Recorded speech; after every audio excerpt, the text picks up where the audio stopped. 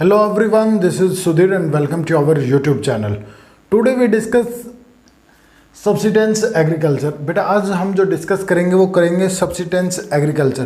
पिछले वीडियो के अंदर हमने जो एग्रीकल्चर का जो इंट्रोडक्शन जो पार्ट था उसको डिस्कस किया था कि जो एग्रीकल्चर है इसके अंदर हम क्या क्या जो चीज़ें हैं वो पढ़ेंगे। सारी जो चीज़ें हैं वो हमने पिछली जो वीडियो है उसके अंदर डिस्कस किया है। वो वीडियो आप हमारी जो प्लेलिस्ट है उसके अंदर जाकर देख सकते हैं। बेटा आज मेनली जो डिस्कस करेंगे वो करेंगे सब्सिटेंस एग्रीकल्चर का पार्ट 1 है ये, ठीक है ना बेटा। ये पार्ट नंबर 1 है हमारा और पार्ट नंबर 2 के अंदर हम जो डिस्कस करेंगे वो इसका सेकंड होगा। आज जो डिस्कस करेंगे वो करेंगे प्रिमिटिव सब्सिटेंस फार्मिंग और दूसरे के अंदर हम जो डिस्कस करेंगे वो करेंगे इंटेंसिव सब्सिटेंस एग्रीकल्चर। क्लियर हुआ बेटा? क्या डिस्कस करेंगे आज? हम करेंगे प्रिमिटिव सब्सिटेंस एग्रीकल्चर। देखिए बेटा इसके अंदर आपको क्या क्या जो चीज़ें हैं वो पढ़ने को मिलेंगी। इसके अंदर हमें अलग अलग तरह की जो फार्मिंग के जो नेम है वो पढ़ने को मिलेंगे।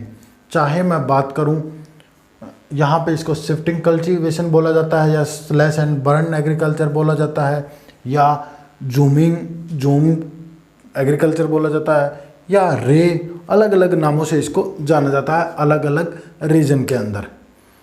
तो बेटा इसके जो फीचर्स हैं उनके बारे में पढ़ेंगे कि इसकी इम्पोर्टेंस क्या है, इसकी डिमेरिट्स क्या है, ड्रॉबैक क्या है, ये सारी जो चीज़ें हैं वो इसी के अंदर हम डिस्कस करेंगे।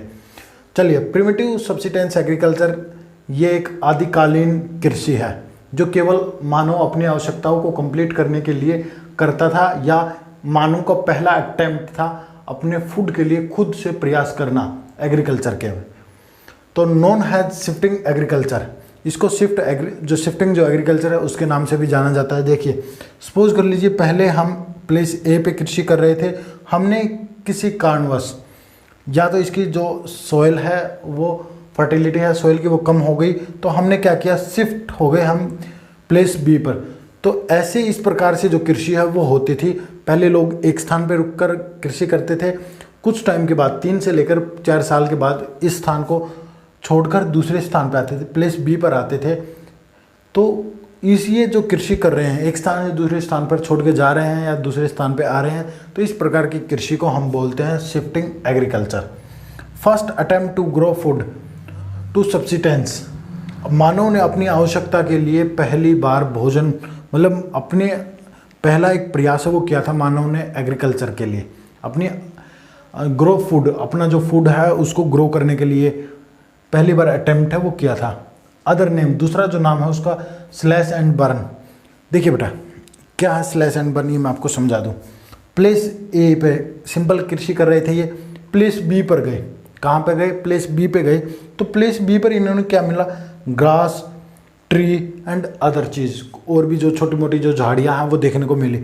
तो इन्होंने क्या किया, उसको बर्न कर दिया, उसको आग लगा दी और क्या बच गई, अब ऐश बच गई, राख बच गई। और राख में क्या किया इन्होंने, जो बीज थे उनको बिखेर दिया, स्प्रेड द सीड को बिखेर दिया। जो बीज होते थे जो सीड्स होते थे उनको राख के अंदर बिखेर दिया और वो इनका किसका काम करेंगे, मैन्योर का काम करेंगे। एंड ग्रो क्रॉप, और जो क्रॉप्स हैं उनको उगाया। तो यहाँ पे ऐसे करते हैं वो 3 साल या 4 साल हैं यहीं रुकते हैं एक स्थान पे, ये 3 से लेकर 4 साल तक रुकते हैं और यहाँ पे कृषियाँ वो करते हैं। देखिए इन्होंने क्या किया, पेड़ों को जलाया और ग्रास को और या फिर जो भी अदर छोटी मोटी जो झाड़ियाँ थी उनको जलाया। तो इसी को बोला जाता है स्लैश एंड बर्न एग्रीकल्चर। इस स्थान को साफ किया, पूरे को क्लियर किया और फिर उस पर एग्रीकल्चर करने स्टार्ट की। तो ये हो गई slash and burn.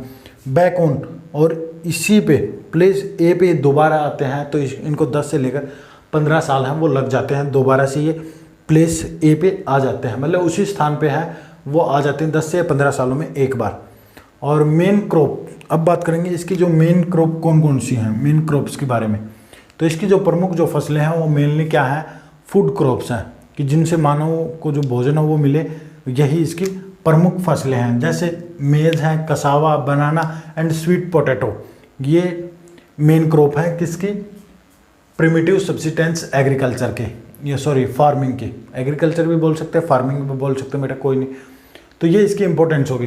Consume locally, जितना भी जो भी ये ग्रो करते हैं, जितना भी उगाते हैं, ये सभी जो लोग हैं वो ही इसका जो कंज्यूम है वो कर लेते हैं। ये नहीं कि हार्डली एनी सरप्लस, कोई भी जो वेस्ट है वो नहीं बचता। जितना भी ये ग्रो करते हैं केवल अपनी आवश्यकता के अनुसार ही ग्रो करते हैं, जितनी इन्हें आवश्यकता होती है उतना ही ग्रो करते हैं, और एक्स्ट्रा तो बचता ही नहीं है, ठीक है ना। एंड ड्रॉबैक, इसके कुछ ड्रॉबैक भी हैं। देखिए कुछ बेनिफिट हैं तो कुछ ड्रॉबैक भी हैं, पर इसके बेनिफिट मुझे तो लगते नहीं कुछ हैं। हाँ, इसका एक बेनिफिट है कि इसके अंतर्गत जो भी प्रोडक्शन जो होते हैं उसको कंज्यूम कर लिया जाता है, वेस्ट नहीं बचता। ड्रॉबैक क्या है, डिफोरेस्टेशन होती है, ज़्यादा से ज़्यादा जो पेड़ हैं वो काटे जाते हैं, जिसकी वजह से डिफोरेस्टेशन होती है, और डिफोरेस्टेशन की वजह से इन्वायरमेंटल डिग्रेडेशन देखने को मिलता है, जो हमारा जो इन्वायरमेंट है वो प्रभावित होता है। इसके कारण क्या होती है, सोइल इरोजन होती है एंड सोइल लॉस होती है। ये इसके डीमेरिट्स हैं या फिर ड्रॉबैक हैं। जैसे हम वहाँ पे बार बार कृषि करते रहेंगे तो जो सोइल इरोजन है वो हो जाएगा, और सोइल लॉस, जो सोइल है वो अपनी फर्टिलिटी को भी कम कर देती है। अब बात करते हैं एरिया की। इसके बेटा एरिया में बात करूँ तो इसके 3 रीजन हैं। एक तो है लार्जेस्ट एरिया, पहला तो आता है लार्जेस्ट एरिया कौन सा है इसका, central Africa on both side of equator. Equator पे जो सेंट्रल अफ्रीका है, जो इक्वेटर जो पास होती है तो उसके दोनों साइड, ऊपर भी, नॉर्थ में भी और साउथ में भी, दोनों साइड एग्रीकल्चर है वो की जाती है बेटा। North eastern part of India, north eastern part of India, India के अंदर भी की जाती है, जैसे असम, मेघालय, मणिपुर, त्रिपुरा, नागालैंड एंड मिजोरम, यहाँ पे की जाती है। और south east Asia, south east Asia, जो साउथ ईस्ट एशिया है इसके अंदर भी जो प्रिमिटिव सब्सिस्टेंस एग्रीकल्चर है वो की जाती है। फिर आते हैं central America and south America. जो सेंट्रल अमेरिका है और जो साउथ अमेरिका है इसमें भी इस प्रकार की जो कृषि है वो की जाती है बेटा।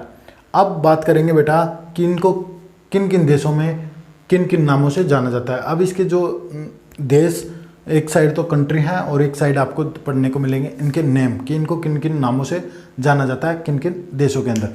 चलिए देखते हैं बेटा एक बार वो भी। अब बेटा डिस्कस करते हैं इसका name of area and name of shifting agriculture, ये डिस्कस करते हैं बेटा। पहले आते हैं कि किस रीजन के अंदर इसको किस किस नाम से जाना जाता है। तो आपको 7 जो पॉइंट है वो मैंने बताए हैं, इनके अलावा आपसे कोई भी पूछा नहीं जा सकता। North east India, north east India के अंदर इसको झूमिंग के नाम से जाना जाता है, झूम, ठीक है बेटा। मलेशिया के अंदर इसको लेडान के नाम से जाना जाता है, लेदान है इसका नाम। और फिर बात करते हैं फिलीपींस के अंदर इसको चेनगिन के नाम से जाना जाता है। ये इनके क्षेत्रीय नाम है, लोकल नाम है बेटा। सेंट्रल अमेरिका एंड मेक्सिको के अंदर इसको मिल्पा के नाम से जाना जाता है, किसको, प्रिमिटिव सब्सिस्टेंस फार्मिंग को। आपसे पूछ सकता है कि नॉर्थ ईस्ट इंडिया के अंदर किस नाम से जाना जाता है, फिलीपींस के अंदर किस नाम से जाना जाता है। ब्राज़ील के अंदर इसको जाना जाता है रोका के नाम से, किसके नाम से बेटा, रोका। और वियतनाम के अंदर रे के नाम से। सेंट्रल अफ्रीका एंड कोंगो के अंदर इसको मैसोले के नाम से जाना जाता है बेटा। तो बेटा आज का जो पार्ट नंबर 1 था हमारा सब्सिस्टेंस एग्रीकल्चर का, वो कंप्लीट हुआ। अगले वीडियो के अंदर बेटा हम मिलते हैं। नेक्स्ट जो टॉपिक है वो है हमारा, काफ़ी इंटरेस्टिंग टॉपिक है बेटा, वो मैं आपको बता दूँ, इंटेंसिव सब्सिस्टेंस एग्रीकल्चर, पैडी और नॉन पैडी, वो जो चीज़ें हैं वो डिस्कस करेंगे अगली वीडियो के अंदर। और आज की वीडियो आपको अच्छी लगी हो तो लाइक करना, शेयर करना और चैनल को सब्सक्राइब ज़रूर कर लेना ऐसी ही वीडियो देखने के लिए। और ख़ासकर जो मेनली जो चीज़ मैं यहाँ करा रहा हूँ वो है DR खुल्लर प्लस NCERT, दोनों के जो नोट्स हैं वो आपको मिलते हैं। तो आपसे रिक्वेस्ट है कि अपने दोस्तों के पास भी वीडियो को शेयर कीजिए, ताकि आपके दोस्त भी हैं और वो अच्छे से स्टडी हैं वो कर सकें। बस आज के लिए इतना ही। Thank you.